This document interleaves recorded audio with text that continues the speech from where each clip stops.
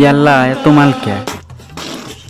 Finally কলে guys কুরজা যাওয়ার জন্য গেদাবাজার থেকে গাড়ি চললাম মানে আর কি এটা বরগুলা পার হইলাম আর ফাইনালি কলে বরগুলা হ্যাঁ ওইফুরি গাড়ি চড়ছি কারণ আমরা ওইফুরি পার হয়ে ফাইনালি উঠলাম শালমারা গাড়িত কারণ কোকরাঝার যাম বোনের বাড়ি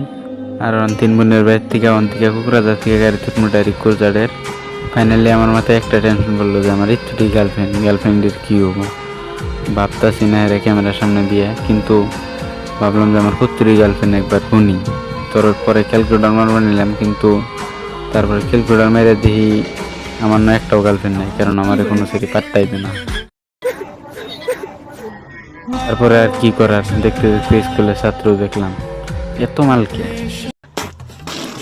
গরু যাওয়া বেছে দেয় এনারে যদি হাওয়া বেছে দিল নি আমি কিনা খেয়ার খেলে নিবার দে আমি দানা খেলে নিয়ে।